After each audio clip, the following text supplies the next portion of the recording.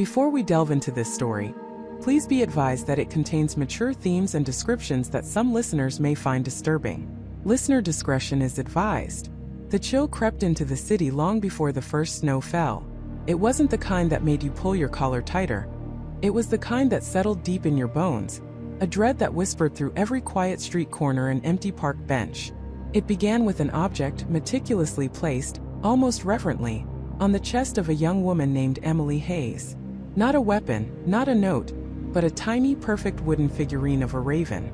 Its eyes, carved from obsidian chips, seemed to watch the detectives as they stood over the scene, a silent, mocking challenge. Emily Hayes was 28, a graphic designer with a laugh that could light up a room and a passion for vintage jazz. Her apartment, usually a vibrant space filled with colorful art and thriving houseplants, now lay under the harsh, unforgiving glare of forensic lights. The air was thick with the metallic tang of fresh blood and the sterile scent of disinfectant, a brutal contrast to the life that had once pulsed within those walls. There was no forced entry, no sign of a struggle. Emily had simply been found in her bed, serene in death, as if she'd merely fallen into an eternal sleep. But her silence screamed volumes, and the raven, perched so delicately, spoke of something far more sinister. The lead investigator, a seasoned detective whose face carried the weary lines of years spent staring into the abyss of human cruelty, knelt beside the bed. His name for now is unimportant. What mattered was the heavy weight of his gaze, fixed on that small dark bird. It was crafted with an almost impossible precision, every feather etched, every curve smoothed, felt personal, too personal for a random act of violence. It was a signature, but one no one had ever seen before. The city had its share of crime, of course, the occasional robbery, the tragic accident, but this was different. This felt like a deliberate pronouncement, a macabre work of art left for them to decipher. Forensics swarmed the apartment, a silent ballet of gloved hands and flashing cameras. They tried to find a print, a fiber, anything that could connect them to the monster who had done this. But the scene was eerily clean. Too clean. It was as if the killer had walked through a vacuum, leaving nothing but their victim and their unsettling gift. The lack of evidence was almost as chilling as the crime itself, suggesting a level of premeditation and control that sent shivers down the spines of even the most hardened officers. This wasn't a crime of passion. This was a crime of meticulous design. Days bled into a week. The news of Emily Hayes' murder spread like wildfire, whispers turning into anxious murmurs across the city. People started locking their doors a little earlier, checking their windows twice. The police department deployed extra patrols, but with no leads, no suspects, their efforts felt like a desperate attempt to reassure a populace already teetering on the edge of panic. The raven, carefully catalogued and stored as evidence, offered no clues. It was just a bird, a beautiful, terrifying bird. Then came the second body. David Clark was a high school history teacher, a respected member of the community, known for his corny jokes and his unwavering patience with even the most difficult students. He was found in a quiet park on the city's north side, slumped against a bench, a book still clutched in his hand. Again, no signs of struggle, no obvious cause of death initially. But resting on his chest, even more carefully placed than the raven, was another wooden figurine. This time it was an owl, its wide, intelligent eyes also carved from obsidian chips, staring into the twilight. The discovery sent a jolt of pure dread through the city. 2 victims. 2 perfectly carved wooden birds. This was no coincidence. This was a pattern. A serial killer was loose, and they were leaving puzzles. The media descended like vultures, their headlines screaming about the puzzle killer and the avian assassin. Fear metastasized from a quiet whisper into a roaring epidemic. Parents kept their children indoors, businesses saw a sharp decline in evening customers, and the once bustling streets grew hushed and empty after dark. The lead detective, now officially identified as Detective Miles Corbin, felt the crushing weight of the city's terror settle on his shoulders. He was a man of logic, of procedure, of evidence. But this killer defied all logic. What was the connection between Emily Hayes, a graphic designer, and David Clark, a history teacher? There was no apparent link, no shared social circles, no common threads beyond their untimely, peaceful deaths and the killer's bizarre calling card. Corbin and his team worked around the clock, fueled by caffeine and a growing sense of desperation. They analyzed every detail of the birds. Were they commercially made? Hand-carved? Was there a specific type of wood? A unique tool mark? Forensics confirmed they were hand-carved, with incredible skill, from a rare, dark wood that wasn't native to the region. The obsidian chips for the eyes were identical. This killer was not only meticulous but also highly skilled, perhaps even an artisan. The pressure mounted. The mayor's office demanded answers. The police chief held increasingly tense press conferences, promising swift justice while his face betrayed the deep uncertainty gnawing at him. Detective Corbin felt like he was chasing a ghost, a phantom who left behind beautiful, terrifying clues that led nowhere. The birds were perfect, unnerving in their flawlessness.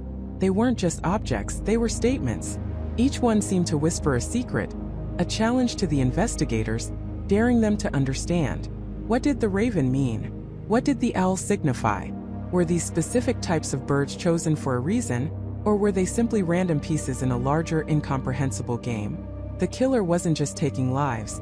They were toying with the city, with law enforcement, with the very concept of order.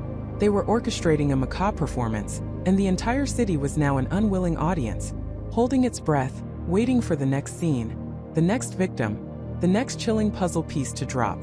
The silence that followed the initial 2 murders was almost worse than the chaos. A pregnant pause that promised more terror was coming. The puzzle killer was out there watching, planning, and the game had only just begun. The silence that followed the initial 2 murders was almost worse than the chaos. A pregnant pause that promised more terror was coming. The puzzle killer was out there watching, planning, and the game had only just begun. The city held its breath. 2 brutally efficient murders within a week, each leaving behind a cryptic, custom-made puzzle piece. The victims, David Chan and Emily Hayes, were successful professionals, seemingly unconnected beyond their tragic fates. David, a meticulous financial analyst, had been found in his immaculate downtown condo, a single ornate wooden puzzle piece resting on his chest. Emily, a visionary architect, met her end in her sprawling suburban home. Another unique piece, this one crafted from polished stone, placed deliberately beside her. The police force, already stretched thin, was thrown into a maelstrom of frantic activity. Leading the task force was Detective Mark Jensen, a man whose career had seen more than its share of darkness. Jensen was in his late 40s, with a perpetually tired gaze that belied a mind as sharp as a razor. He'd seen every kind of depravity, but this killer was different. This wasn't a crime of passion or a botched robbery. This was a calculated performance. Beside him, his partner, Detective Sarah Miller, was a whirlwind of focused energy. Younger, with an uncanny knack for digital forensics and a relentless drive, Sarah was often the one who saw the patterns Jensen sometimes missed, buried under years of procedural experience.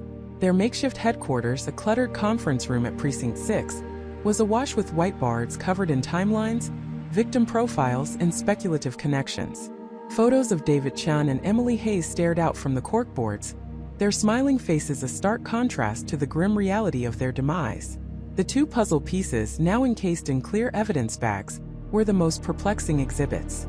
David's piece was a fragment of what appeared to be an ancient map, depicting a section of coastline with an almost imperceptible stylized lighthouse.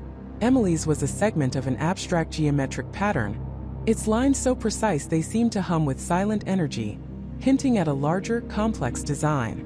"No forced entry at either scene," Sarah recited for the 10th time, pacing in front of the whiteboards. No signs of struggle. Both victims were incapacitated quickly, cleanly. The killer knew what they were doing, and they were confident, almost brazen. Jensen rubbed his temples. And the puzzle pieces, they're not from a store-bought set. These are custom jobs. High quality. Expensive. He pointed to the enlarged photos of the pieces. The lighthouse on Chen's piece. It's not just any lighthouse. Our art history consultant thinks it's a specific, very old lighthouse, perhaps one that no longer exists based on the architectural style. And Emily's? That geometric pattern is incredibly sophisticated. Our architecture expert said it almost looks like a fragment of a complex mathematical tiling, something only a specialist would recognize. So we have a killer who's not only meticulous but also highly educated, possibly with a background in history, art, or advanced mathematics, Sarah mused, her brow furrowed in concentration. Or they're just good at research and commissioning bespoke items. The media, of course, had latched onto the puzzle killer moniker with a ferocity that amplified the city's anxiety. Every news cycle brought fresh speculation, Every talk show host offered a new theory. Panic was a palpable entity, tightening its grip on the streets. Parents kept their children home, businesses saw a dip in foot traffic, and the police department was inundated with calls. Genuine tips mixed with paranoid ramblings. The pressure on Jensen and Miller was immense, a suffocating weight that threatened to crush the nascent investigation. "We need a connection," Jensen stated, his voice low and gravelly. Anything that links Chun and Hayes beyond the method of their deaths in these damn pieces. We've torn apart their lives. Friends, family, colleagues, financial records, digital footprints. Nothing. They didn't move in the same circles. They didn't attend the same universities. No shared hobbies, no common enemies. It's like they were chosen at random. But that contradicts the precision of the kills and the symbolism of the puzzles. What if the connection isn't between them but around them? Sarah suggested, tapping a pen against her chin. What if the killer isn't choosing them based on who they are, but what they represent, or where they fit into a larger design? Jensen looked at her, a flicker of interest in his weary eyes. A larger design? Like what? Like the puzzle itself, Sarah elaborated. These aren't just random shapes. They're pieces. They belong to something bigger. What if the victims are just nodes in a network the killer is building? Each piece represents a facet of that network, and the victims are simply the chosen points for those pieces to be revealed. It was a chilling thought. It implied the killer wasn't just taunting them with a mystery, but actively constructing a narrative, a macabre story told through murder. If Sarah was right, then the victims were merely placeholders, their identities secondary to the message the killer was trying to convey. The team spent countless hours poring over the puzzle pieces. They brought in a puzzle expert, a retired university professor named Dr. Evelyn Reed, whose eccentric brilliance was legendary. Dr. Reed, a woman with a wild mane of silver hair and eyes that sparkled with perpetual curiosity, examined the pieces with the reverence of an archaeologist unearthing ancient artifacts. "These are extraordinary," she declared, her voice raspy with age and excitement, as she held Emily's stone piece under a magnifying glass. "The craftsmanship is impeccable. Not mass-produced, certainly. And the patterns, the geometric one, it reminds me of a specific period in Byzantine art, where complex tessellations were used to symbolize divine order. The lighthouse. It's almost certainly symbolic of guidance, illumination, or perhaps a journey's end. But the combination, it's perplexing. They don't seem to fit together, physically or thematically, at first glance." "Do you think they are meant to fit together eventually?" Jensen asked, his hopes rising slightly. Dr. Reed peered over her spectacles. "Oh, undoubtedly. This is the work of a true puzzle master. Every piece has its place. The question is, what is the whole image? And how many more pieces are there?" Her words hung in the air, a stark reminder of the terror yet to come.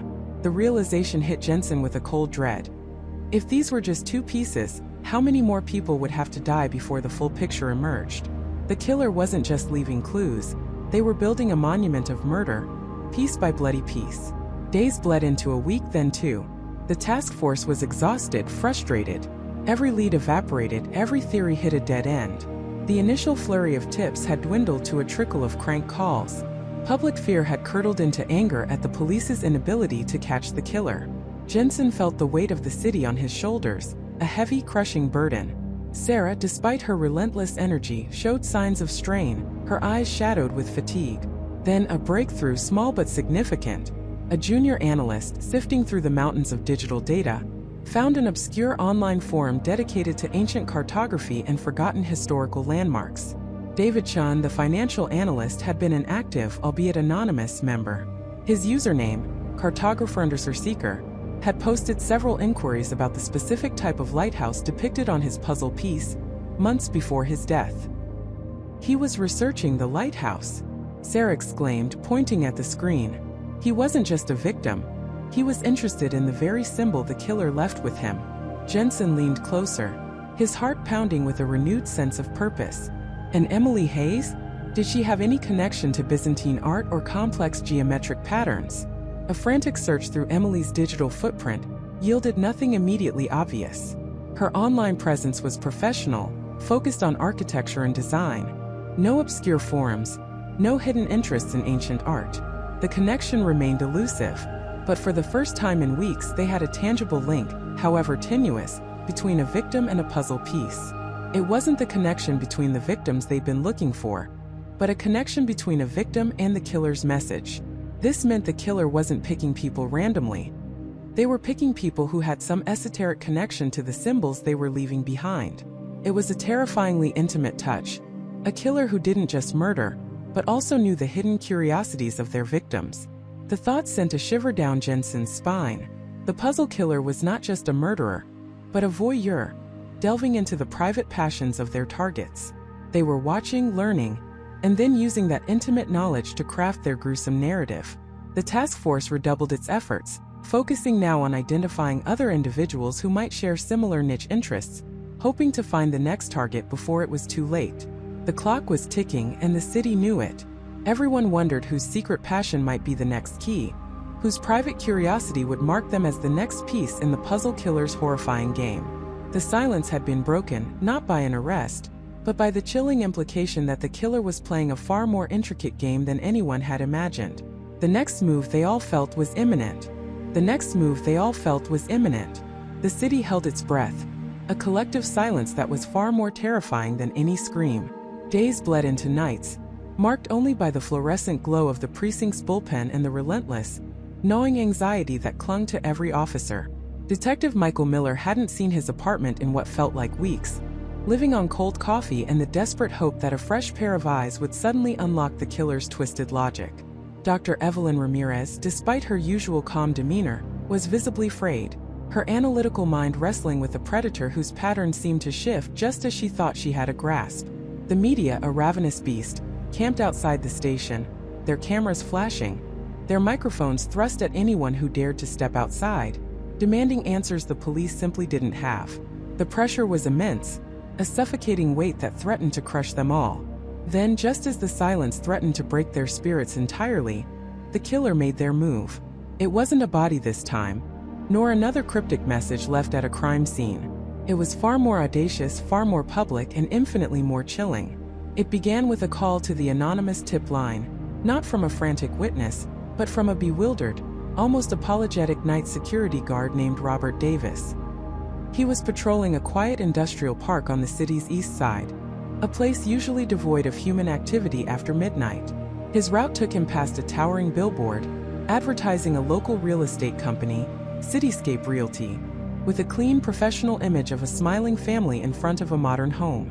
Robert had seen that billboard every night for years, but tonight something felt off.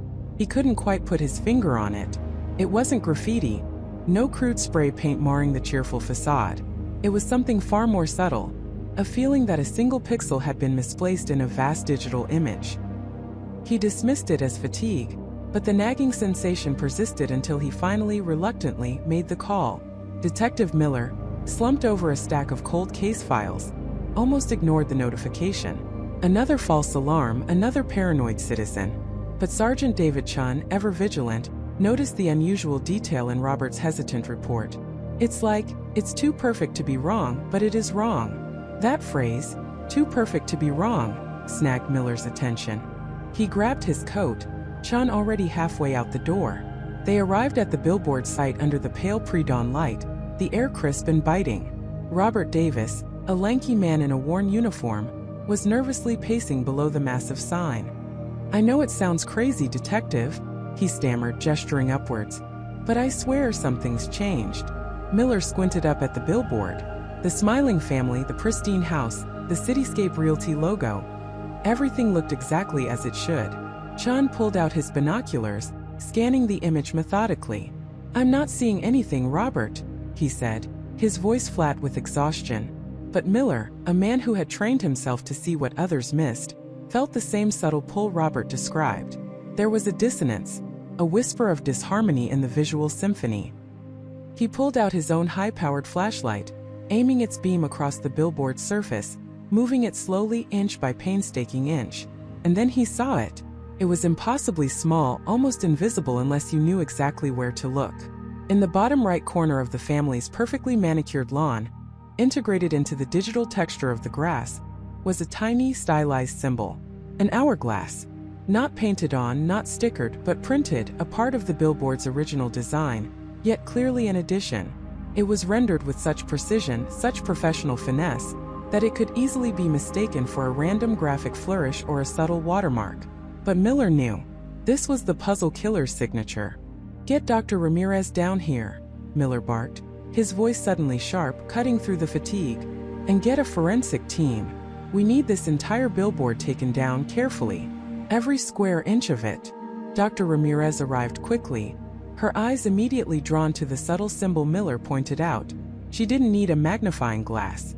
Her gaze, trained to spot patterns in chaos, picked it out instantly. "An hourglass," she murmured, a chill running through the team. "Time. Time is running out, or time is a key," Miller finished, echoing her unspoken thought. The implications were staggering. This wasn't a random act of vandalism. This killer had either infiltrated the billboard company, somehow gaining access to their printing process, or they had meticulously created an entirely new billboard and managed to replace the old one without detection. Either scenario spoke to an unnerving level of sophistication, resources, and audacity. The game had just escalated exponentially. The forensic team, under intense pressure, worked through the night. The billboard, a massive canvas of vinyl and metal, was carefully dismantled and transported to a secure lab. Under powerful microscopes, the true genius and horror of the killer's craftsmanship became apparent. The hourglass symbol wasn't just an image. It was a micro QR code, intricately woven into the digital fabric of the print, almost imperceptible to the naked eye. It was a technological feat, a silent message hidden in plain sight, mocking them with its elegance. A technician, his hands trembling slightly, carefully scanned the tiny QR code with a specialized reader. A link appeared on the screen, leading to an obscure, untraceable server. On it, a single audio file. The room fell silent as Miller pressed play. A distorted, synthesized voice filled the air, devoid of any human inflection, yet imbued with an unsettling calm. It was clearly disguised, digitally altered to prevent any voice identification. The message was short, chilling, and utterly enigmatic. "The past holds the key," the voice recited, each syllable slow and deliberate. "The future is written in the forgotten." A pause, heavy with implied meaning, hung in the air. Then, the voice began to list a series of seemingly random alphanumeric characters. W7J9X2P4R1M3Q58660N. The list repeated once, then the audio cut out, leaving only the buzzing hum of the lab equipment and the pounding of their own hearts. The team stared at the blank screen, then at each other, a maelstrom of theories already churning. "The past holds the key," Dr. Ramirez repeated softly, her brow furrowed in concentration. "A past victim? An old case? Something from the killer's personal history. And the future is written in the forgotten," Sergeant Chen added, pacing the small lab. "Is he targeting someone overlooked? Someone society has forgotten? Or a forgotten place?" Miller ran a hand through his already disheveled hair. "And those letters and numbers? It's too long for coordinates. Too random for a date. A code? A cipher?" The whiteboard in the lab, already covered in scribbled theories, timelines, and victim profiles, suddenly seemed inadequate. The puzzle killer wasn't just leaving clues. They were constructing an elaborate, multi-layered enigma designed to frustrate, to taunt, and to terrorize. Their ability to manipulate public perception and infrastructure, to hide a complex message in plain sight on a city billboard, demonstrated a terrifying level of planning and resources. News of the billboard discovery broke by mid-morning, igniting a fresh wave of panic across the city. Media outlets scrambled, broadcasting grainy images of the tiny hourglass, speculating wildly about its meaning. The police, once again, found themselves playing catch-up, desperately trying to decipher a message that seemed to defy all conventional logic. The pressure intensified, becoming almost unbearable. They had a new puzzle, a new message, and a chilling promise that the future is written. The hourglass symbol loomed large in their minds, a stark reminder that time was a luxury they no longer possessed. Every second wasted, every wrong turn, every failed attempt to crack the code, brought them closer to another horrifying act. The puzzle killer had not merely made their next move. They had set the entire board, and the pieces were now in motion, hurtling towards an unknown, terrifying conclusion. The pieces were now in motion, hurtling towards an unknown, terrifying conclusion. The city woke to a chilling spectacle.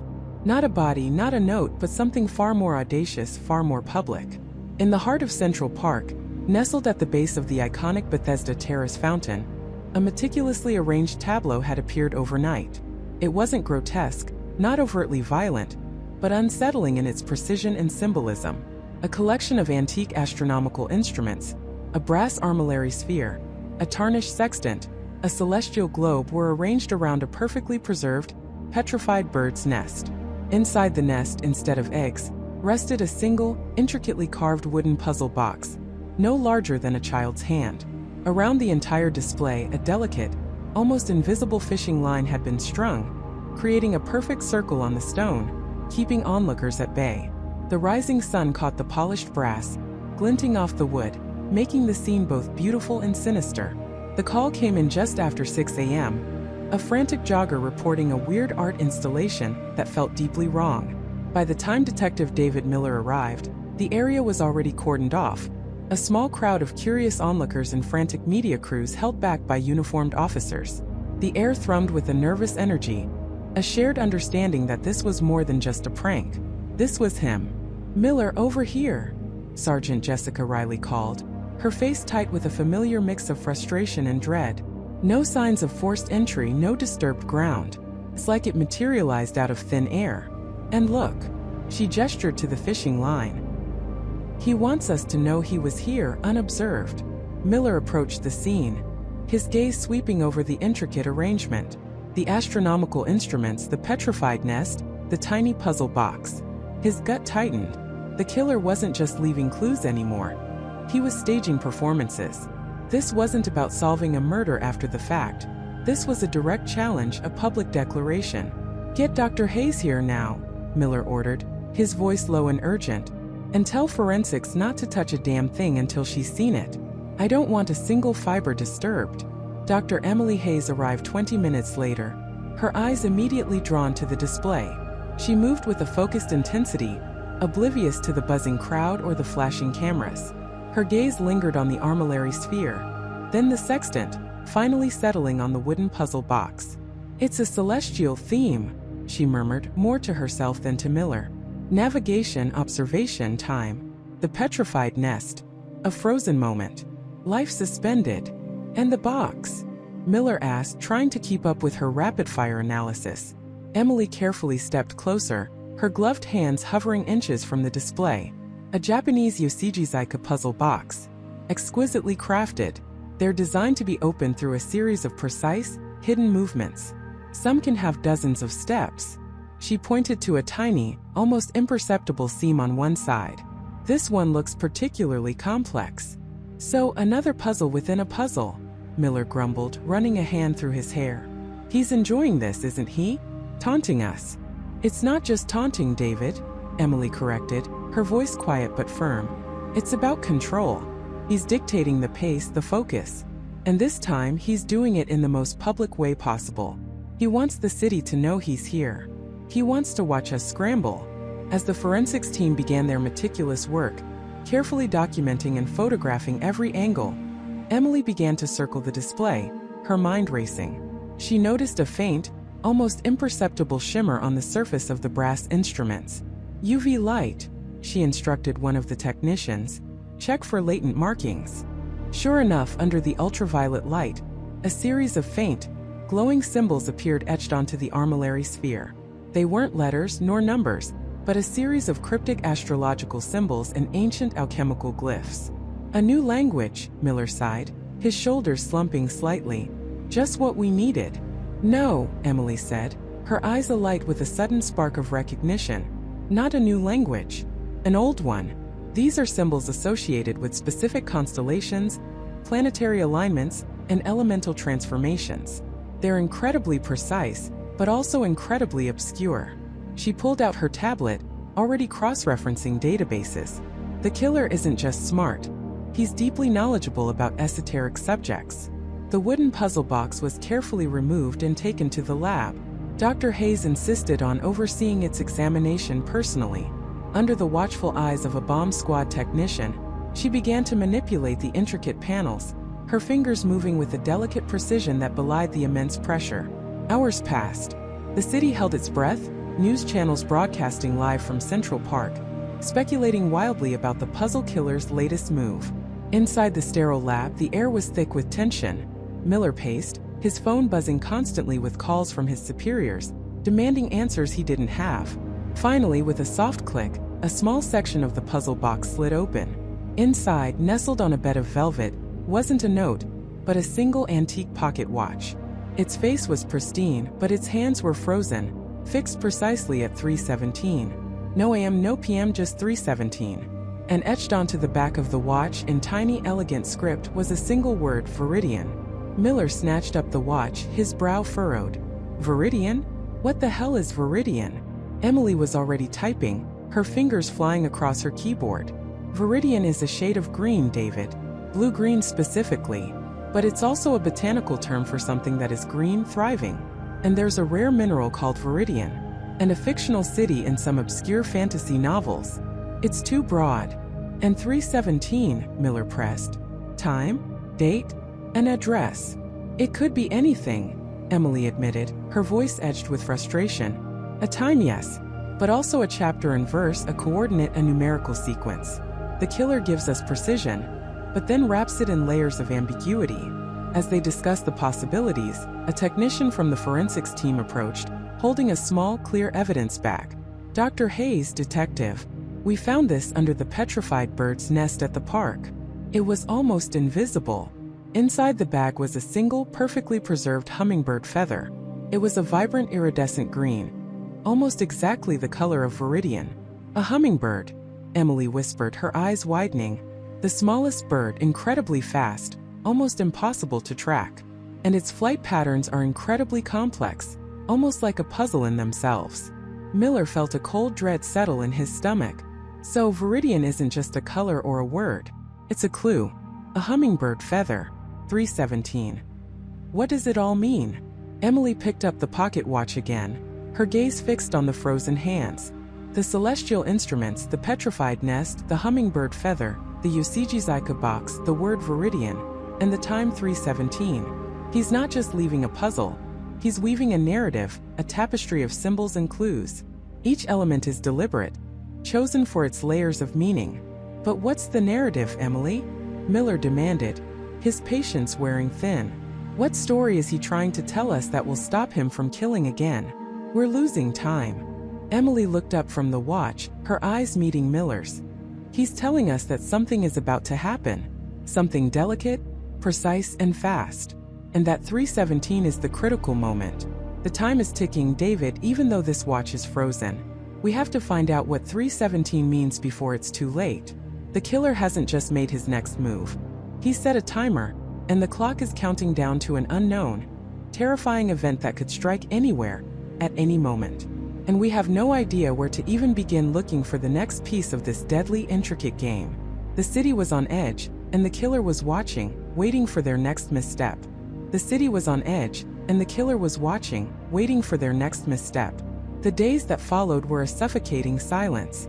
No new victim, no new puzzle piece, just the relentless, agonizing wait. The initial panic had solidified into a gnawing dread that permeated every corner of the metropolis.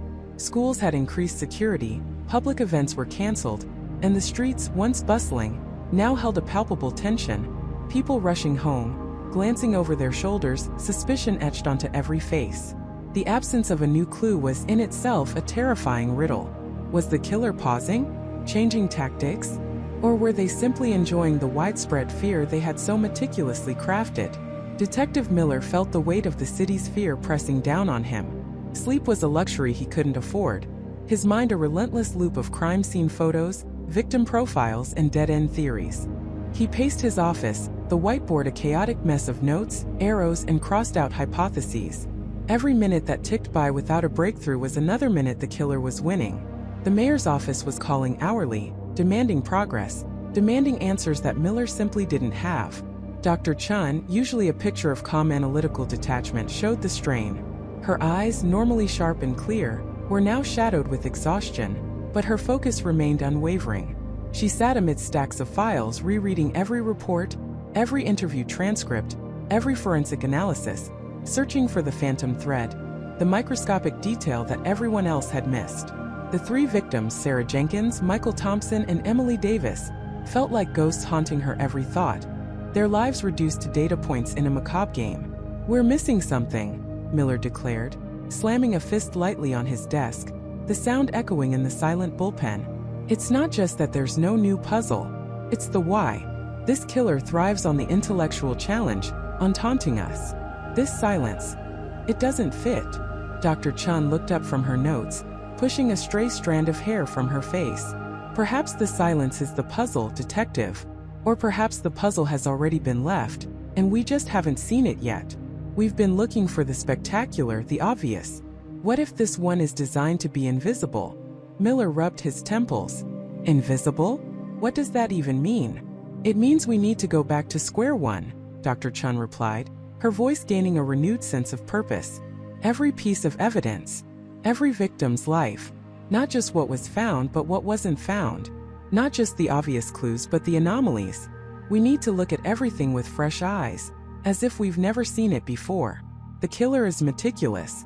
They don't make mistakes. We do." And so the unprecedented decision was made. A full, top-to-bottom reevaluation of every single piece of evidence from all 3 crime scenes. Not just by the primary investigators, but by a fresh team of forensic specialists. They were looking for the impossible, the almost imperceptible. Days bled into nights. The forensic labs, already overworked, now buzzed with a desperate energy. Every fiber, every dust particle, every fingerprint, every seemingly innocuous item recovered from the victims' homes was scrutinized again, under new microscopes with advanced chemical analyses. It was David Kim, a quiet, meticulous forensic analyst with a penchant for historical details, who made the first tantalizing breakthrough. David had been tasked with re-examining the more mundane items from Emily Davis's apartment, her extensive collection of antique maps and historical documents. Emily, the historian, had been obsessed with the past, her home a veritable museum of forgotten eras.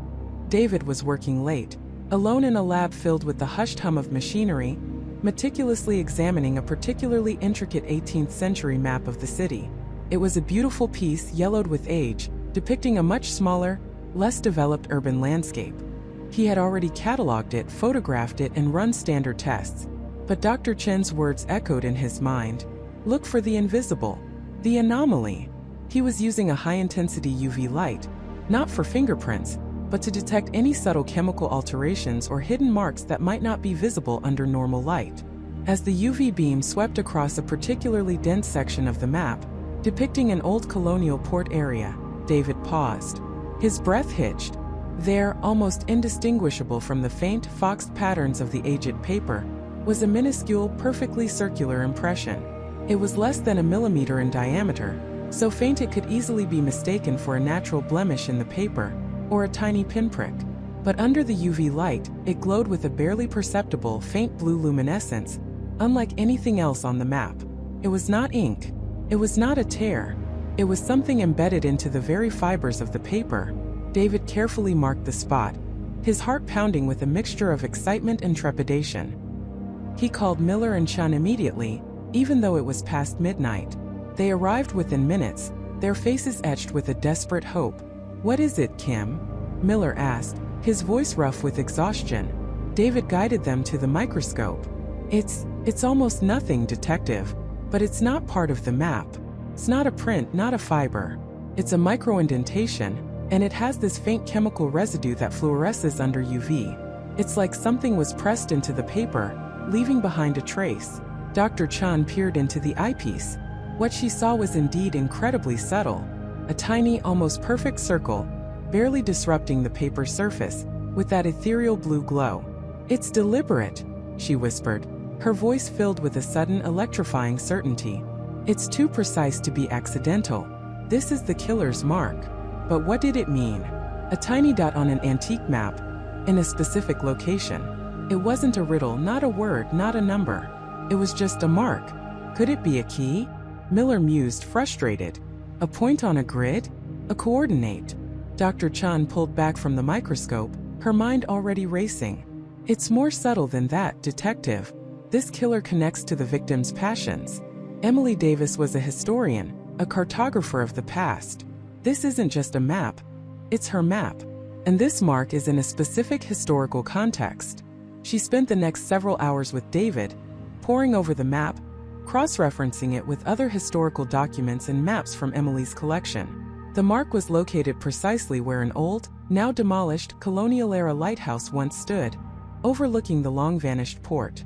It wasn't a significant landmark anymore, just a footnote in the city's history books, known only to dedicated historians like Emily.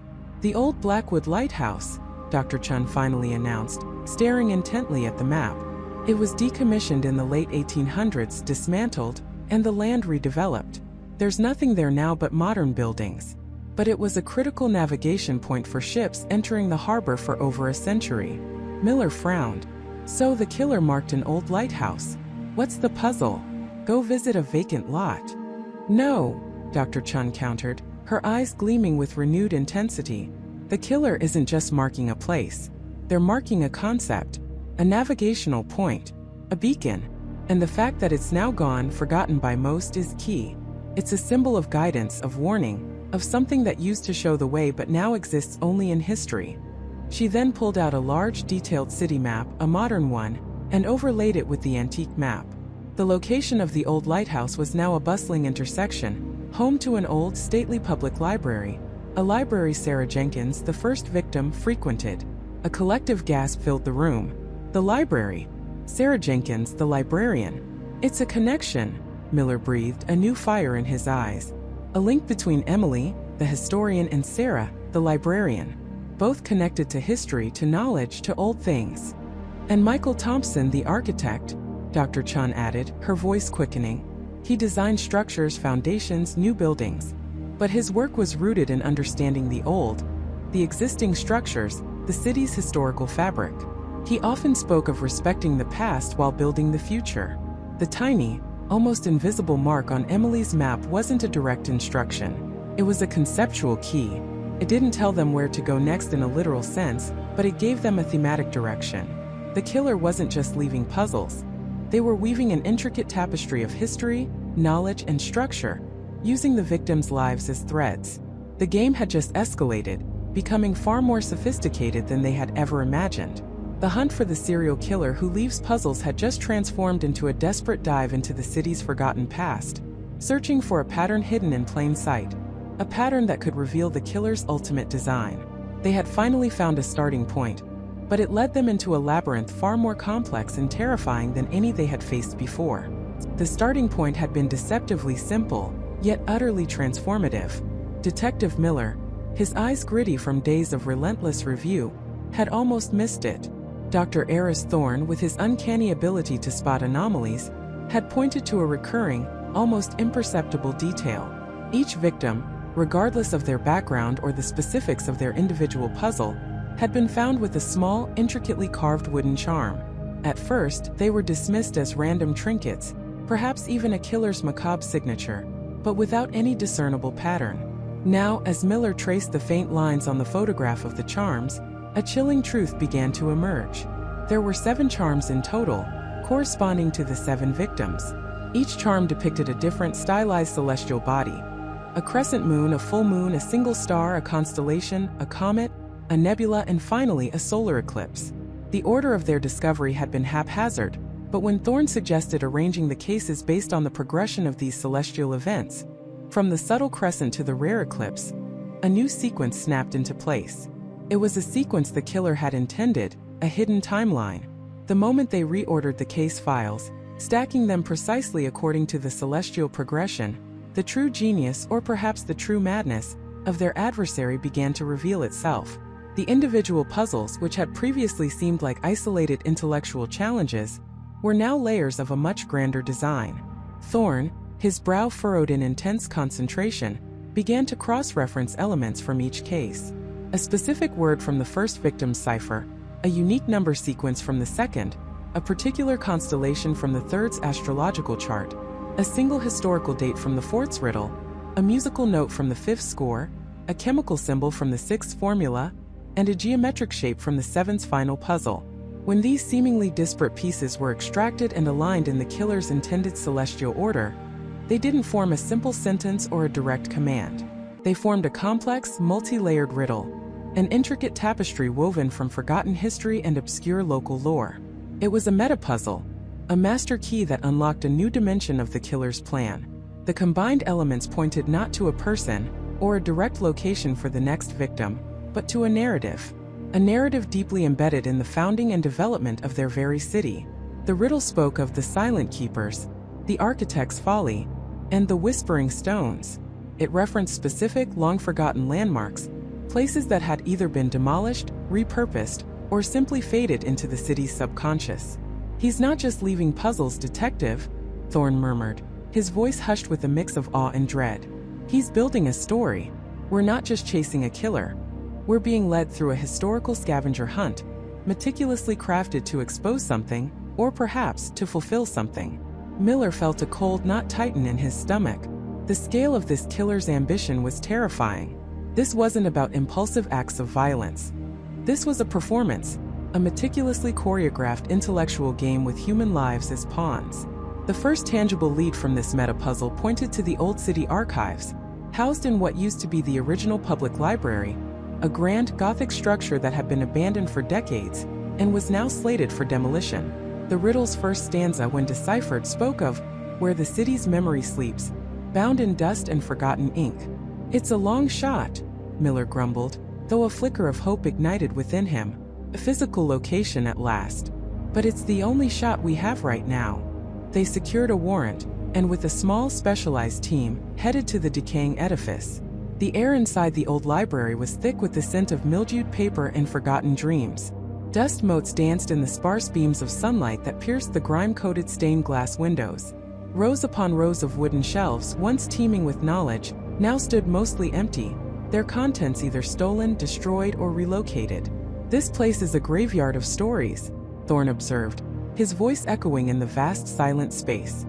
He moved with a scholar's reverence, his eyes scanning the remaining volumes, the intricate carvings on the old oak desks, the faded murals on the walls.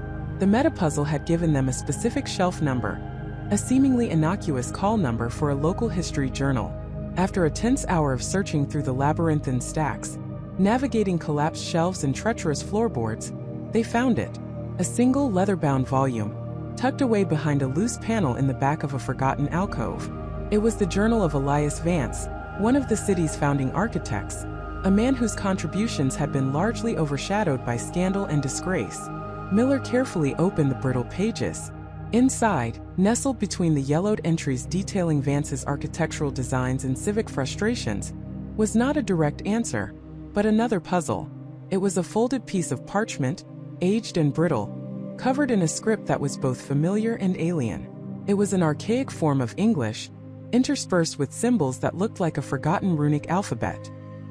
"He anticipated this," Thorne whispered, his fingers trembling slightly as he examined the parchment.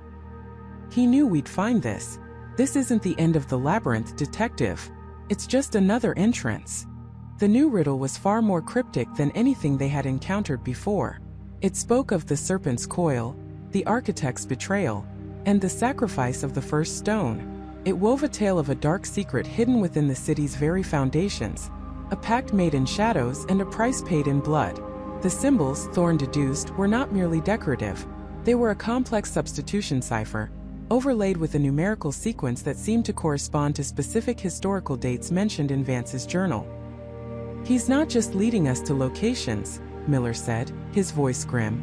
"He's forcing us to uncover a hidden history, a dark underbelly of our own city."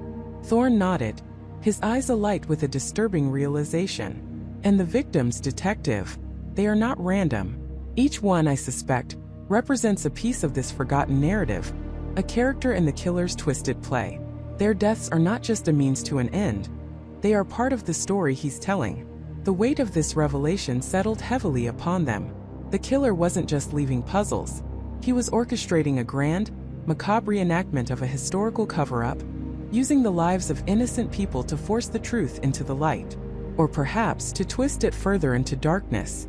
The new puzzle from Vance's journal hinted at a specific ritual, a date and time related to a celestial alignment that was rapidly approaching. It wasn't just a riddle, it was a deadline. They were no longer just solving puzzles.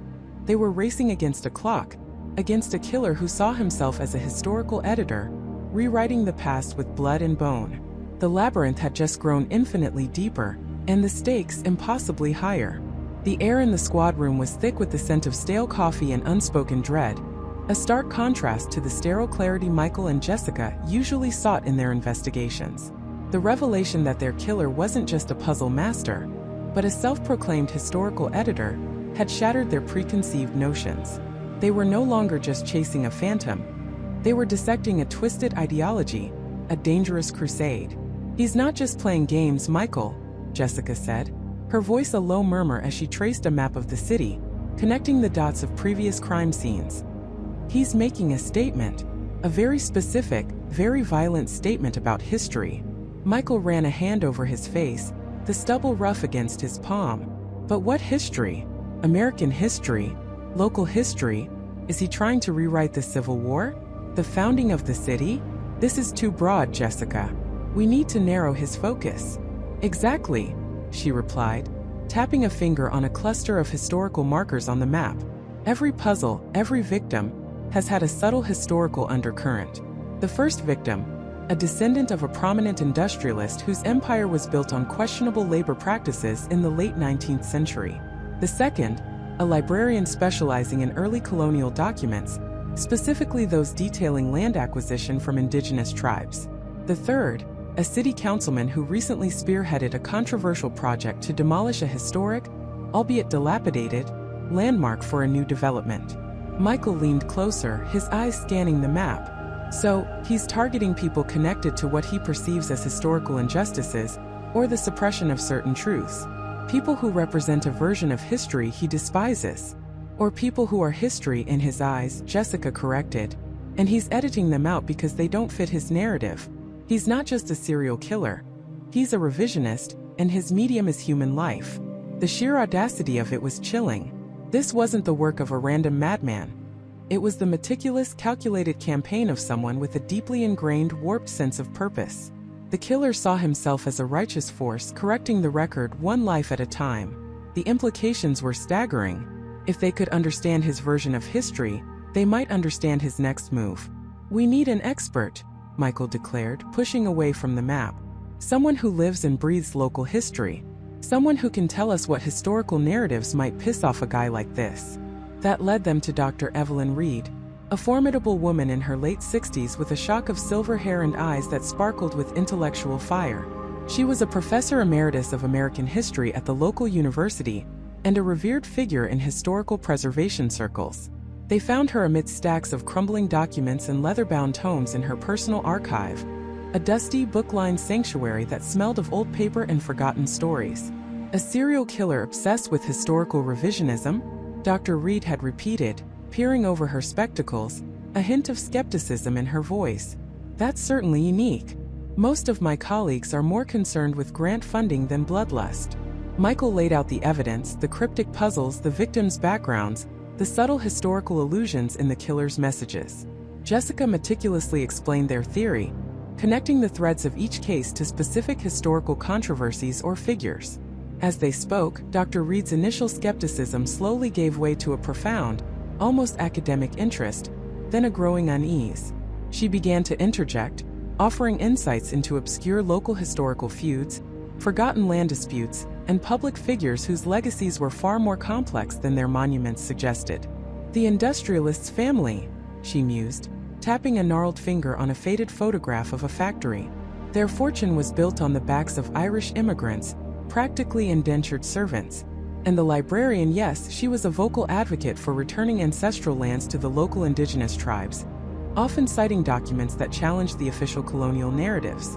And the councilman, he was pushing to demolish the old Founders Hall, a building steeped in the myth of our city's virtuous beginnings, but which, in truth, was built on expropriated land and housed some of the city's most corrupt early politicians." Her eyes narrowed.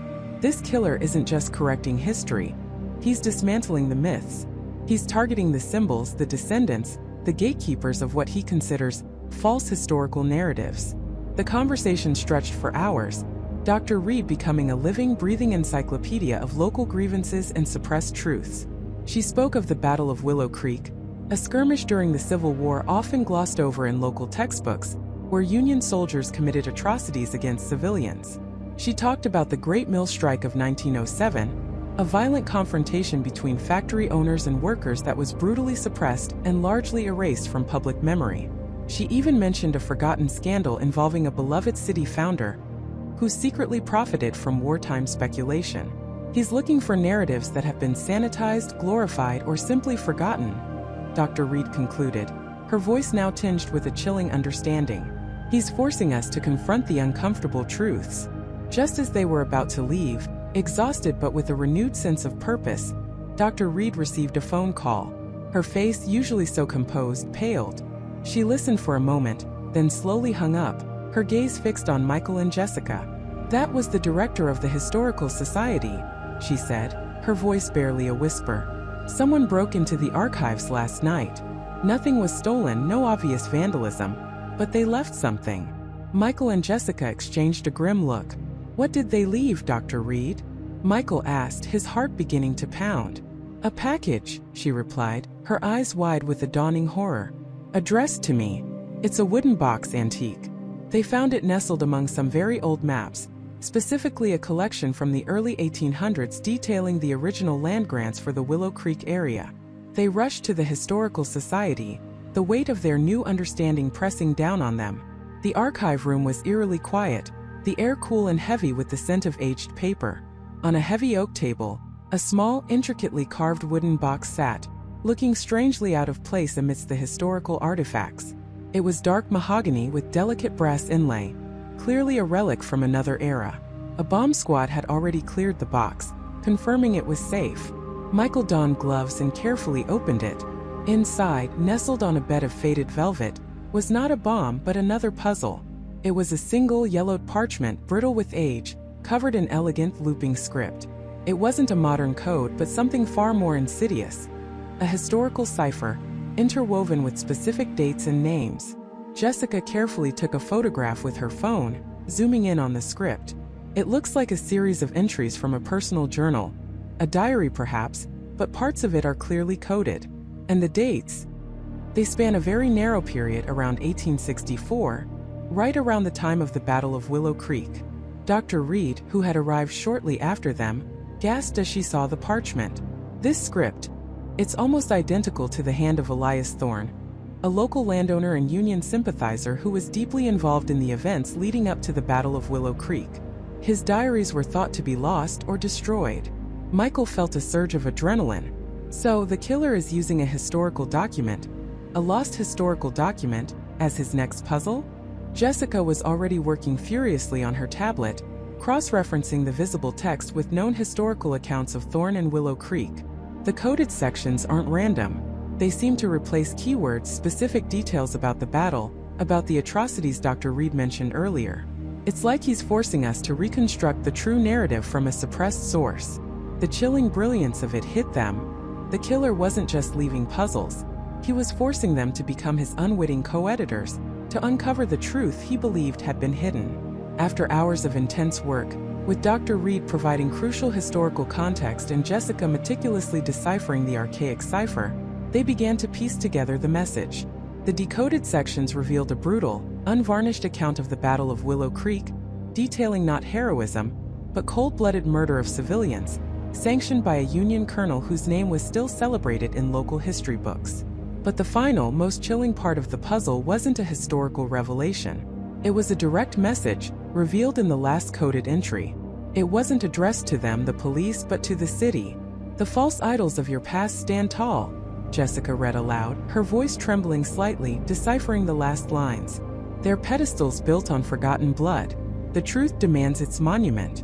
On the anniversary of the unremembered dead, another will fall.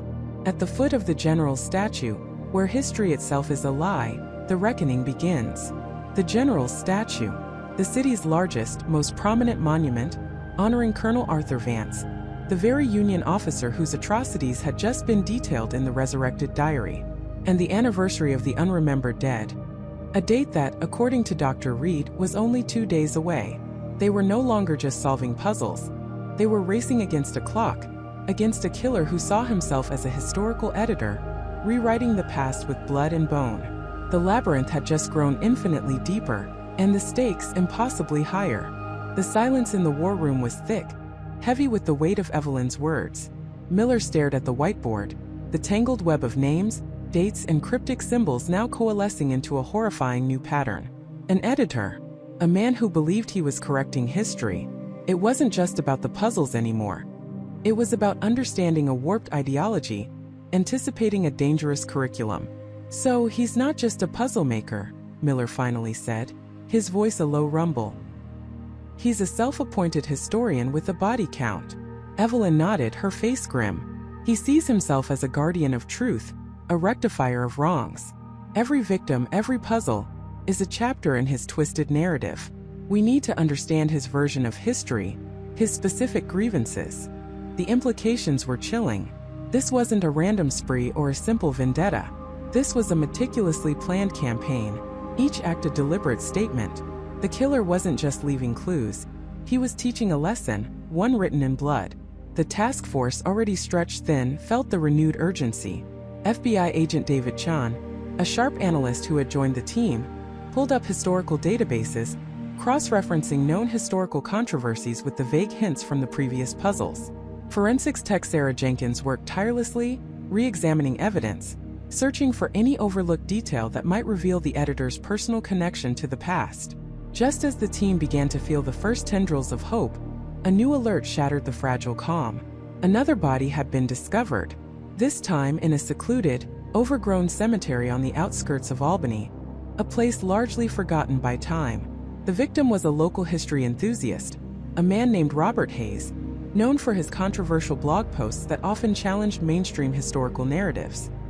He was found meticulously posed, draped over a crumbling headstone marking the grave of an obscure 19th century figure. The scene was a macabre tableau. Robert Hayes's body was positioned as if he were reading the faded inscription on the stone. In his clasped hands, a single antique parchment was clutched, its edges yellowed with age. It wasn't a puzzle piece in the traditional sense, but a finely penned excerpt from a historical document, accompanied by a series of arcane symbols etched into the paper with disturbing precision. Miller and Evelyn arrived quickly, the air thick with the scent of damp earth and decay.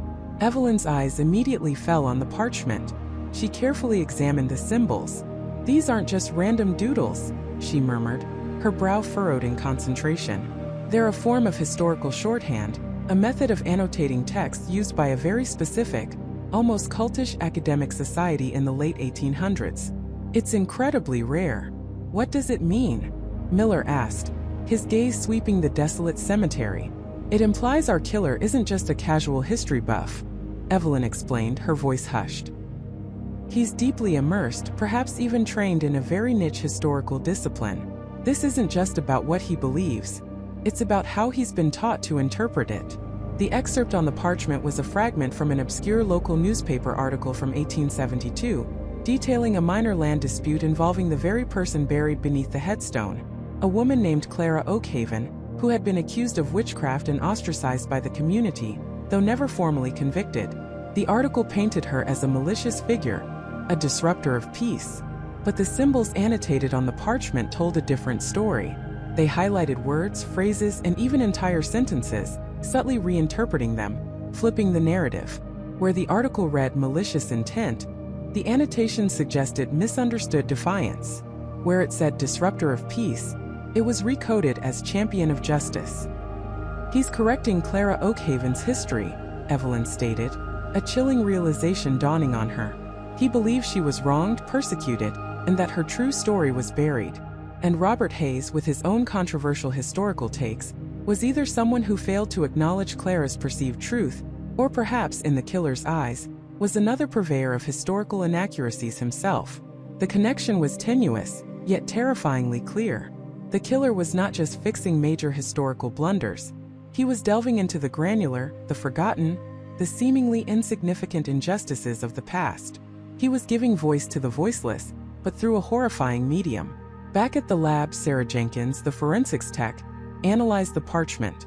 "The ink is old, but the writing itself, the annotations, they're recent," she confirmed. "And the paper, it's genuine 19th century stock, carefully preserved. This isn't just a copy. It's an original document the killer has annotated." This detail added another layer to the killer's profile. He had access to rare historical artifacts, not just information. This suggested resources, perhaps even a collection. Miller felt a cold dread begin to creep in. The killer wasn't just a ghost. He was a scholar, a meticulous archivist, a man with a deep personal connection to the obscure corners of history. Finding him meant sifting through an almost infinite number of historical grievances, each one a potential motive. Evelyn worked frantically, surrounded by books and digital archives, trying to unravel the killer's specific historical obsession. Clara Oakhaven, she was a spiritualist, a healer, in a time when such practices were viewed with extreme suspicion, Evelyn explained to Miller. She challenged the local authorities, advocated for women's rights in her own way. The townsfolk turned on her. The newspaper article, while not overtly calling her a witch, certainly fueled the public's fear and prejudice. So our killer sees Clara as a martyr, Miller summarized, connecting the dots. And he's avenging her. But why now? What triggered this specific correction? That was the crucial question. What specific modern event, person, or publication had ignited the killer's passion for Clara Oakhaven's forgotten injustice? The team scoured Robert Hayes's blog, his social media, his personal correspondences. They found nothing directly related to Clara Oakhaven. Hayes had written extensively about forgotten figures, but Clara wasn't one of them. This meant Hayes wasn't killed because of Clara, but rather his death was a message about Clara. He was a canvas for the killer's art. The pressure mounted. The media, though still largely unaware of the full scope of the killer's historical agenda, was buzzing with the discovery of another body. The local police were growing increasingly frustrated, demanding answers the FBI simply didn't have. Miller found himself staring at a map of Albany, his finger tracing the lines of old neighborhoods, wondering where the killer might strike next. If Clara Oakhaven was the focus, what other historical figures in the region might hold similar perceived injustices? The possibilities were overwhelming. Evelyn, however, had a flash of inspiration. What if it's not just about correcting the past, but about preventing a future injustice? She posited, looking up from a dusty tome. What if the killer is seeing parallels between Clara Oakhaven's persecution and something happening now? This shifted the focus. They weren't just looking backward, they had to look forward. What contemporary issues, what modern figures, might the killer perceive as being unjustly maligned or silenced, mirroring Clara's fate? This opened a terrifying new avenue of investigation, one that stretched beyond dusty archives into the volatile landscape of current events and public opinion. The team started monitoring online forums, social media trends, local news stories. Anything that echoed themes of injustice, persecution, or historical revisionism. It was a needle in a haystack, but Miller knew they couldn't afford to miss even the faintest whisper. Days turned into a blur of caffeine and frantic research. Evelyn, now almost living in the archives, discovered a small, privately published book from the 1980s, detailing genealogical research into the Oakhaven family. It was a rare, self-published work, with only a handful of copies known to exist. One copy was held in the special collections of the Albany Public Library. Another, according to the book's preface, was owned by the author's only surviving descendant, a reclusive academic named Dr. Arthur Finch, who had since retired from teaching history at a small regional college. The name sent a jolt through Miller. Dr. Arthur Finch, a retired history professor, a descendant of the very figure the killer was championing, and an expert in obscure local history. It was a compelling lead, almost too perfect. Miller dispatched Agent Chun and a team to Dr. Finch's last known address. The old professor lived in a sprawling, dilapidated Victorian house on the edge of town, surrounded by overgrown gardens and an air of forgotten grandeur. It was the kind of house that held secrets. As the agents approached, a sense of unease settled over them. The windows were dark, the porch light shattered. A single tattered flag, depicting a historical emblem Miller didn't recognize, hung limply from a pole. The silence was absolute, broken only by the creak of the gate. Inside, the house was a labyrinth of books, papers, and antique furniture, covered in a thick layer of dust. Every surface was piled high with historical texts, maps, and what appeared to be meticulously organized research notes. It was a historian's sanctuary, or perhaps a madman's lair. They found Dr. Finch in his study, sitting at a large, ornate desk. He was elderly, frail, his face etched with a lifetime of scholarly pursuit. He looked up, his eyes wide and startled as the agents entered. Beside him on the desk lay an open copy of the Oakhaven family genealogy, its pages heavily annotated, and next to it, a collection of razor-sharp antique engraving tools, their tips glinting ominously under the dim light of the single desk lamp. The air crackled with tension. Was this the man? The quiet academic, the defender of forgotten truths, the architect of this bloody historical correction? The questions swirled, thick and suffocating. The team had found their historian, but was he their killer? Or was he another unwitting pawn in a game far more intricate than they could imagine? The labyrinth, they realized, had twisted into an unexpected, personal dimension. The air in the interrogation room was thick and suffocating. The team had found their historian, but was he their killer? Or was he another unwitting pawn in a game far more intricate than they could imagine? The labyrinth, they realized, had twisted into an unexpected, personal dimension. Professor Arthur Jenkins sat across from them, his distinguished, silver-haired figure slumped, his tweed jacket slightly askew. His eyes, behind wire-rimmed spectacles, darted between the stoic faces of the detectives and the evidence laid out before him. Photographs of the victims, the intricate symbols, the disturbing historical artifact replicas. He had initially protested, vehemently denying any involvement, asserting his academic integrity, but the weight of the evidence, the sheer horror of it all, was slowly breaking through his scholarly composure. Professor Jenkins, a detective's voice cut through the silence, calm but firm. These symbols, these historical references, they are highly specific. They point directly to your published work, your niche expertise in early American esoteric societies. We found your name on every victim's research materials, every single one. You're the common denominator. Jenkins swallowed hard, his gaze fixed on a replica of a colonial-era compass, identical to one found near a victim. My work, it's academic, a reconstruction of forgotten lore. It's not this. His voice was raspy, laced with disbelief and a growing horror. But it is this, Professor, the other detective pressed, leaning forward. Someone is using your life's work as a playbook for murder. Did you ever consider that? A tremor ran through Jenkins. He slowly pushed his spectacles up his nose, his eyes widening as if seeing something for the first time. The Order of the Obsidian Key, he murmured, almost to himself. It can't be. He began to speak, his words initially halting, then gaining momentum as a terrifying realization dawned on him. He chronicled his decades of research into a clandestine society rumored to have existed in the nascent years of the United States. Not a political force, he explained, but a brotherhood of intellectuals, alchemists, and philosophers who believed in preserving ancient, dangerous knowledge, fearing its misuse. They communicated through intricate ciphers, hidden symbols, and riddles, often embedding them in seemingly innocuous everyday objects. Their ultimate goal, he theorized, was to guide humanity towards a new enlightenment, but their methods were shrouded in secrecy, their history fragmented and speculative.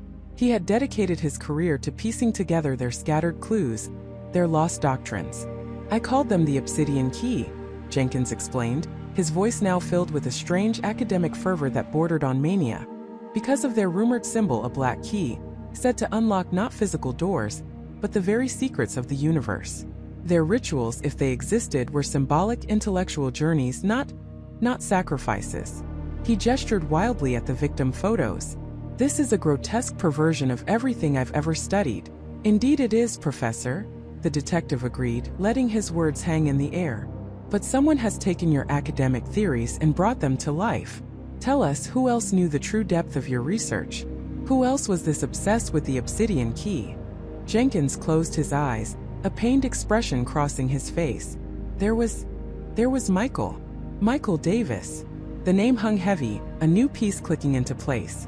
Michael Davis. A common enough name, yet in this context it felt like a thunderclap. Michael was my most brilliant student, Jenkins continued, his voice heavy with a mix of pride and regret. A prodigy, truly. He devoured my work, not just the published papers, but my personal archives, my unfinished manuscripts, my wildest conjectures. He saw patterns, connections I hadn't even considered. He was obsessed with the Obsidian Key, convinced they held the key to a truth that would shatter modern society. Jenkins paused, taking a shaky breath. But Michael wasn't just brilliant. He was fragile, prone to intense fixations. He started believing the Obsidian Key wasn't just history, but a living entity, a force that needed to be reawakened. He wanted to become one of them to complete their unfinished work. He talked about necessary sacrifices, not literally, of course, but intellectually, spiritually, to unlock the true power of their knowledge. And you disagreed? Vehemently, Jenkins affirmed, his voice rising. I warned him. I told him that obsession could consume him, that certain knowledge was best left undisturbed. We had a terrible falling out. He accused me of intellectual cowardice, of being a gatekeeper to enlightenment. He disappeared shortly after that, almost 5 years ago. I heard rumors he'd gone off the grid, chasing some obscure leads in Europe, but I never saw him again. The detectives exchanged a look.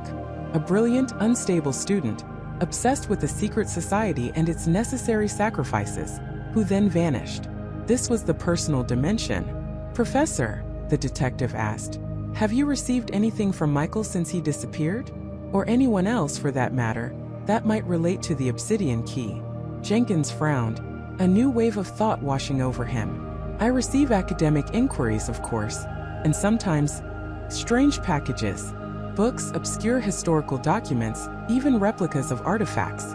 I always assumed they were from enthusiastic students or fellow researchers, testing my knowledge, challenging my theories. A sort of academic game.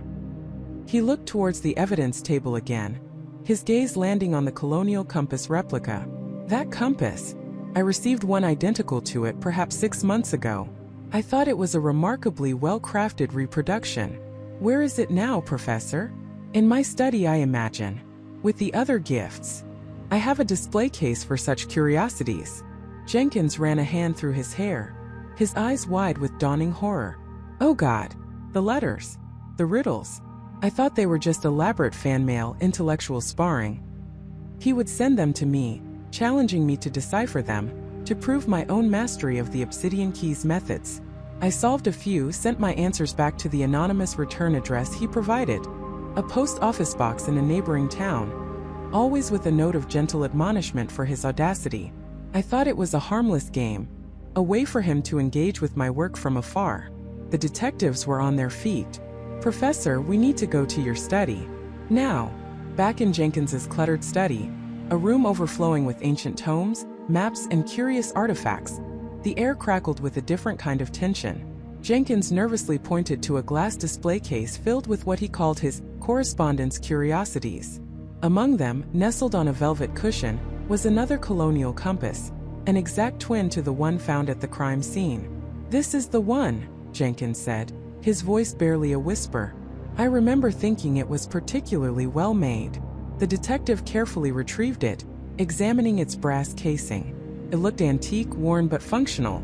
Is there anything unusual about it, Professor? Jenkins squinted, his mind racing, connecting dots that had been invisible to him just moments before. He picked up another compass, a genuine 18th century piece from his collection. He compared the two, turning them over in his hands. The weight, Jenkins breathed. It's slightly different. And the engraving, this one, he pointed to the killer's compass. The fleur-de-lis on the casing is subtly deeper, almost like a thumbprint. He ran his finger over it, then looked up, his eyes suddenly blazing with a terrible understanding. And the needle. It's not just pointing north. He quickly placed the compass on a worn nautical chart spread across his desk. The compass needle, instead of settling on true north, wavered slightly, then pointed with unwavering certainty towards a specific, almost imperceptible mark on the old map. It was a small faded X barely visible, marking a remote, forgotten stretch of coastline in Maine, a place historically significant to the Obsidian Key, a rumored site of one of their hidden knowledge vaults. It's a directional cipher, Jenkins whispered, his voice trembling with a mixture of awe and terror. He didn't just send me a puzzle, he sent me a key.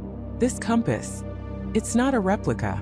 It's an original Obsidian Key artifact, a true directional device, hidden in plain sight, disguised as a mere game piece.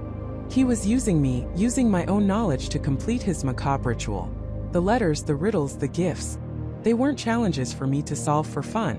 They were instructions, breadcrumbs, leading me to decipher his next move, to understand the deeper meaning of his murders. He wanted me to be the audience, the interpreter of his twisted masterpiece. The detective snatched the compass and the map. The X on the map was clear now, undeniable. This is it. he stated, his voice grim. This is where he's going. This is the next target, or perhaps his final stage. The realization hit them like a physical blow. The killer wasn't merely leaving puzzles.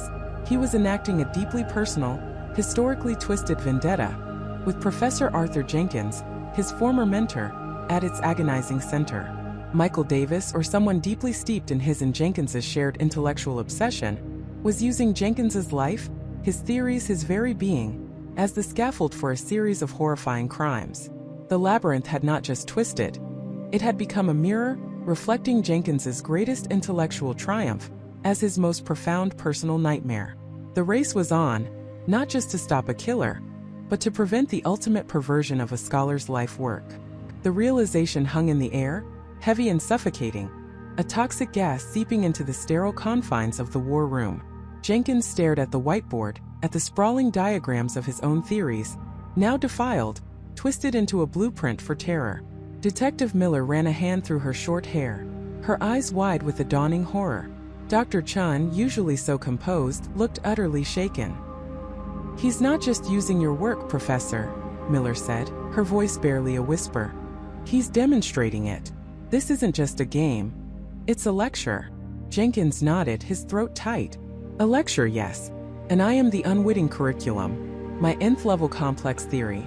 It posits that human behavior, even seemingly random acts, can be understood as layers of increasingly complex patterns.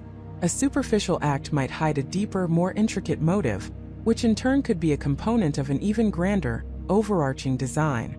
I theorize that a truly brilliant mind, operating on a level of profound psychological insight, could construct acts that appear entirely chaotic on the surface, yet are meticulously designed to reveal a specific, hidden pattern to a sufficiently attuned observer."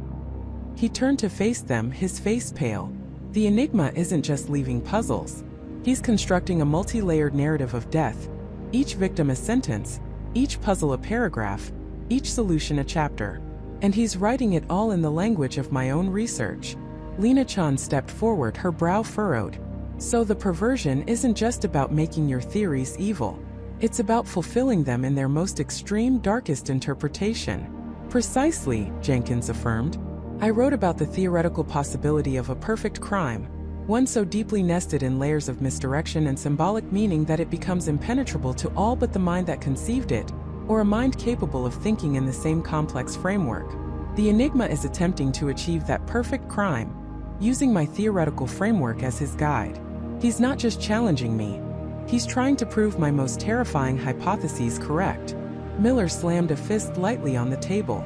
"So, how do we stop a genius who's using another genius's work to commit murder? We need to think like him. We need to think like you, Professor, but in reverse. We need to find the counterpattern," Jenkins murmured, his gaze distant, already sifting through the mental archives of his own life's work. "Every complex pattern, if truly systematic, has an inverse, a mirror image that can unravel it. The enigma is building a fortress of logic, but every fortress has a weak point, a design flaw that only its architect, or someone who understands the architect's mind intimately, can exploit."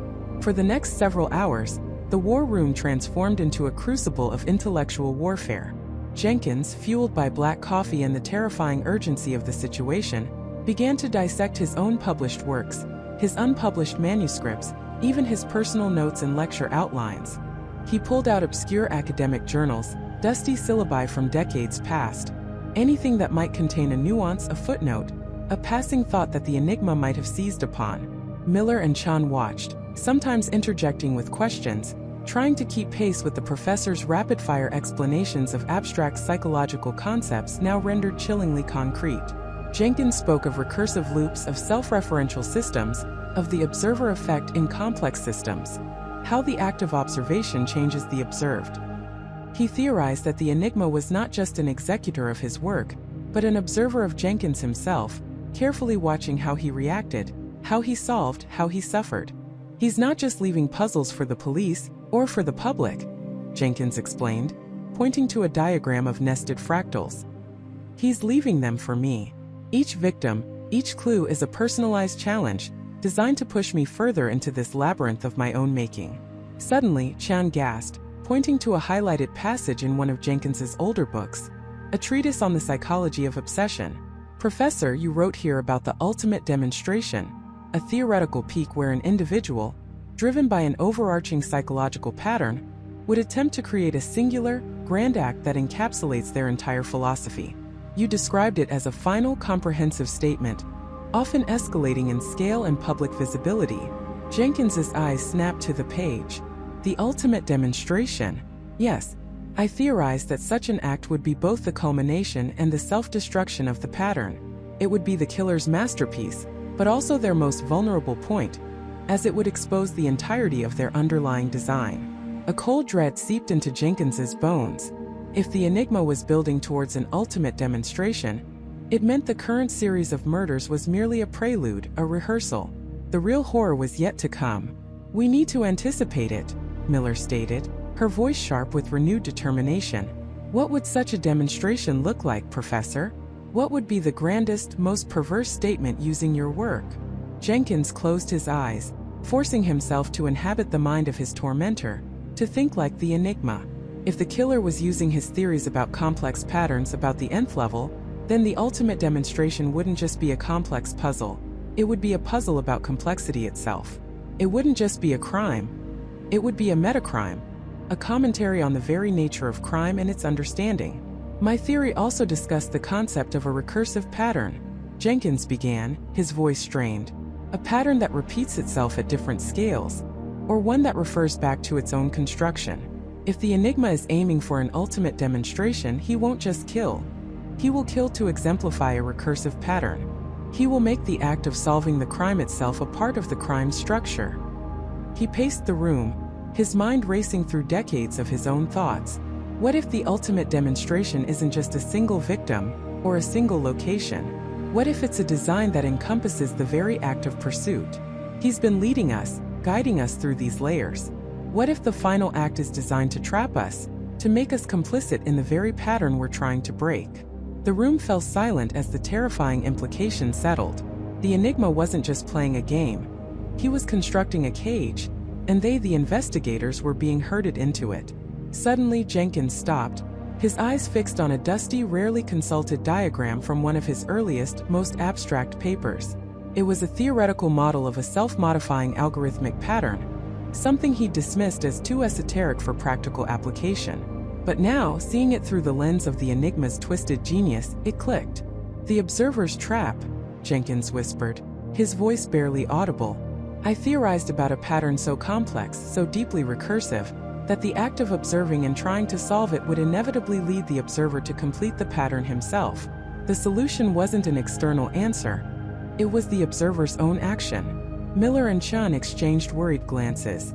Professor, are you saying he wants us to complete his crime? Miller asked, her jaw tight. Not necessarily complete it as an accomplice, Jenkins clarified, running his finger along the intricate lines of the diagram, but to be the final, essential component of his ultimate demonstration. He wants to prove that his pattern is so pervasive, so powerful, that even those trying to dismantle it become instruments of its final manifestation. He wants to prove that I cannot escape the implications of my own theories. A chilling thought struck him. The enigma wasn't just challenging his intellect. He was challenging Jenkins's very identity as a scholar, as a human being. This was a battle for the soul of his life's work. What would be the most public, most inescapable way to achieve such a demonstration?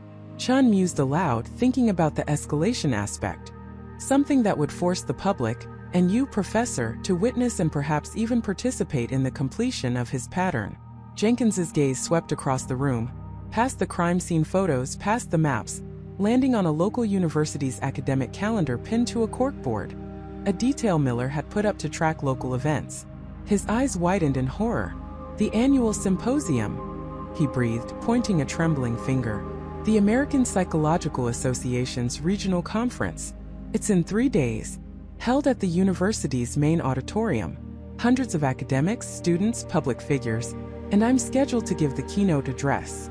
Miller and Chun stared at him, the pieces clicking into place with a sickening finality.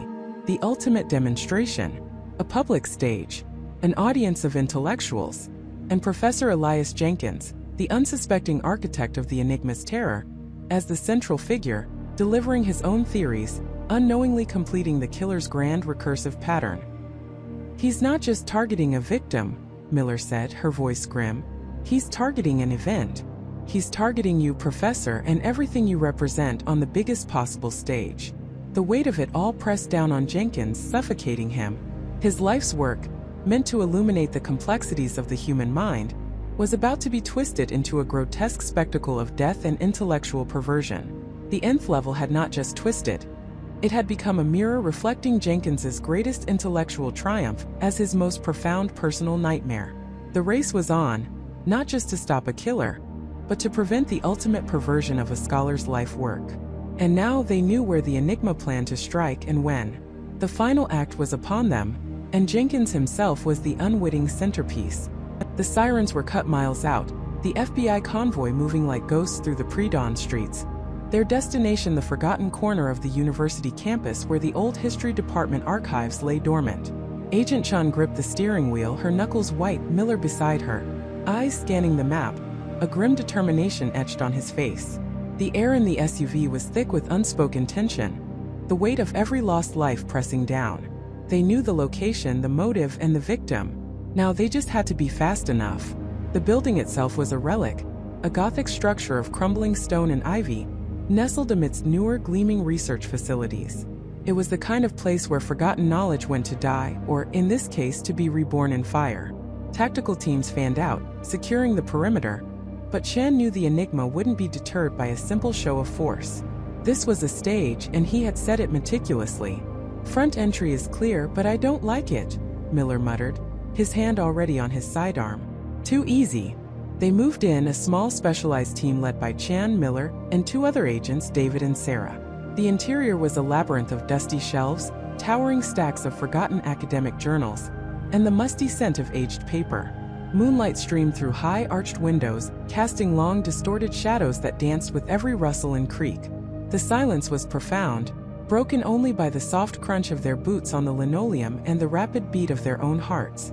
They followed the faint glow of a single bare bulb emanating from deep within the archive's most secluded sector, the section dedicated to obscure, uncatalogued texts. This was Jenkins's hunting ground, his passion, and now his tomb.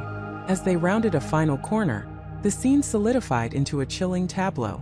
Professor Jenkins was there, bound to a heavy wooden chair, a gag in his mouth, his eyes wide with terror and exhaustion. Around him, stacked meticulously, were countless volumes, ancient manuscripts, and the very research notes that had consumed his life. A complex contraption, a crude but effective array of wires, chemicals, and a small flickering flame, was set to ignite the entire collection, and Jenkins along with it. A digital timer, stark and unforgiving, glowed red on a nearby table, for minutes and counting. And then he emerged from the shadows, not with a flourish, but with the quiet confidence of a host greeting expected guests. He was younger than Chen had envisioned, perhaps late 30s, with sharp, intelligent eyes that held a disturbing glint of fanaticism. His neatly combed dark hair, wire-rimmed glasses, and tailored clothes spoke of academia, not madness. "Agent Chun. Detective Miller. I knew you'd come," he said, his voice calm, almost cordial. "Welcome to my final demonstration. Please don't mind the mess. It's a necessary step." "Ethan Vance," Chun stated, her voice steady despite the tremor in her hands. "We know who you are. Jenkins's former student. The one whose dissertation on the lost chronologies of ancient civilizations was rejected." A flicker of something, pride? Indignation? Crossed Vance's face. Rejected, dismissed, suppressed. Jenkins, like all of them, was too entrenched in the accepted narrative to see the truth. He called my work speculative fiction, unsubstantiated conjecture. He called me delusional. Vance's gaze drifted to Jenkins, whose eyes pleaded for help. But I saw the connections. I understood the patterns. The history they teach, the history they protect is a lie. A comfortable, convenient lie. He gestured around the room, encompassing the stacks of books and the professor. These artifacts, these lost chronologies that Jenkins so diligently sought, they hold the key to a truth that would shatter their carefully constructed world. But Jenkins, in his arrogance, was only interested in cataloging them, not understanding them. He was a librarian, not a scholar of true insight. He was perverting the very knowledge he claimed to love. Miller stepped forward cautiously, his hand still on his weapon. And your solution is to burn it all? To destroy the very knowledge you claim is so vital? Vance smiled, a chillingly serene expression. No, detective. My solution is to cleanse it. To wipe the slate clean. This isn't just about Jenkins. It's about all of them. Dr. Evelyn Reed, who dismissed the astronomical alignments in my work. Professor Robert Hayes, who ridiculed my linguistic theories. Dr. Vivian Shaw, who called my archaeological interpretations dangerous. They all contributed to the suppression of truth. They all deserve to be enlightened, to be shown the patterns, just as I showed them in my puzzles. He pointed to the timer, now under 3 minutes. This fire will consume the false knowledge, the biased interpretations. And Jenkins, the symbol of their academic blindness, will be purified in the flames, along with his misguided life's work. It's a grander puzzle, you see. The ultimate reset. There's no reset, Vance, Chun countered, her eyes darting between the timer, Jenkins, and the intricate wiring. Only destruction. You want to be remembered as a genius, but you'll only be remembered as a killer. Vance chuckled softly. Legacy is for the meek. I seek understanding, and I'm offering you one last chance to understand, Agent Chun. There's a final riddle hidden in plain sight that will allow you to disarm this contraption, but it requires a true scholar's mind to perceive it. Jenkins couldn't. Can you? He stepped aside, revealing a small, intricately carved wooden box on a pedestal near Jenkins. On its lid, etched in elegant script, was a single cryptic phrase. The answer lies where the forgotten world begins anew. Miller's gaze swept the room, taking in every detail. He's playing us, Chen. He wants us distracted. He wants to prove his intellectual superiority, even now, Chen replied, her mind racing. It's the core of his pathology. David, Sarah, cover us. Miller, help me find it. The timer clicked down. 2 minutes, 45 seconds. Chan moved swiftly to the box, her eyes scanning the phrase, then the room. The forgotten world begins anew. What does that mean? Miller, meanwhile, was assessing the wiring, but it was too complex, too interwoven with the stacks of paper to safely cut without risking an immediate explosion. The contraption was designed to be disarmed intellectually, not physically. Vance watched them, a knowing smirk on his face. Tick-tock, agents. The truth, like time, waits for no one.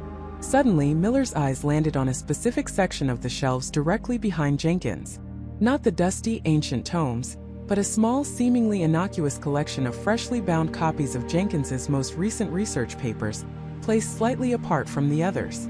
These were the very papers Vance had likely deemed the perversion. Chen, look. Miller pointed. Jenkins's own published work. The ones that cemented his reputation. The ones Vance despises. The forgotten world begins anew. It's not about ancient history for us. It's about the starting point of Jenkins's false legacy, the point where Vance believes Jenkins went wrong. Chun followed his gaze. Among the old brittle spines, the new bright covers of Jenkins's paper stood out like a beacon. And on the spine of the very first paper in that series, the paper that had propelled Jenkins to prominence, was a small, almost invisible symbol, a stylized ankh, a mark of life but also rebirth. The ankh! Chin exclaimed. It's a symbol of new beginnings, of life from death. Vance believes Jenkins's career began anew with these papers, leading him down the wrong path. She rushed to the shelf, her fingers flying over the spines. The ankh was subtle, almost part of the design, but she felt a faint indentation. Pressing it, a soft click echoed through the silent archive. Vance's eyes widened, his smirk vanishing, replaced by a flicker of genuine surprise, then anger. No, that's impossible. You couldn't have. As the ankh clicked, a hidden mechanism within the wooden box on the pedestal activated. A small panel slid open, revealing a single antique key. The key! Miller shouted, recognizing the design from the earlier puzzles. It's for the main lock on the contraption. The timer now showed 1 minute, 30 seconds. Chan snatched the key and sprinted to the contraption, her heart hammering against her ribs. Vance lunged, a desperate, animalistic roar escaping him, but David and Sarah were quicker, tackling him to the ground before he could reach her. With trembling hands, Chun inserted the key into a hidden lock on the main chemical reservoir. It turned with a satisfying thunk. The flickering flame immediately extinguished, and the digital timer on the table froze, then reset to 0, displaying a blinking disarmed message. A collective sigh of relief swept through the team. Jenkins slumped in his chair, gasping for air as Miller quickly moved to free him. Vance, now restrained, struggled against the agents, his intelligent eyes burning with a frustrated rage. "You don't understand. You've saved the lie. You've ensured the truth remains buried." Chan stood over him, her face grim. "No, Vance. We've saved a man's life and we've preserved knowledge, even the knowledge you disdain. The truth isn't something you force through fire and murder. It's something you uncover, painstakingly, through scholarship and integrity. You chose the path of destruction. That's not genius. That's just a broken mind." As Vance was led away, still muttering about forgotten chronologies and suppressed truths, the archive, once a scene of impending horror, slowly began to breathe again. Jenkins, shaken but unharmed, was helped to his feet, staring at the disarmed contraption, the stacks of his life's work narrowly spared. The case of the enigma was closed. The puzzles had been solved, the killer apprehended. But as Chun looked at the vast, silent shelves of the old library, she couldn't shake the unsettling feeling that some puzzles, some truths, were meant to remain hidden. Ethan Vance's twisted genius had exposed the dangerous precipice between ambition and madness, between the pursuit of knowledge and its horrifying perversion. The academic world would recover, but the chilling echoes of a scholar who believed he was correcting history, one murder at a time, would linger, a stark reminder that the human mind, in its quest for answers, can sometimes unravel into its own most terrifying mystery.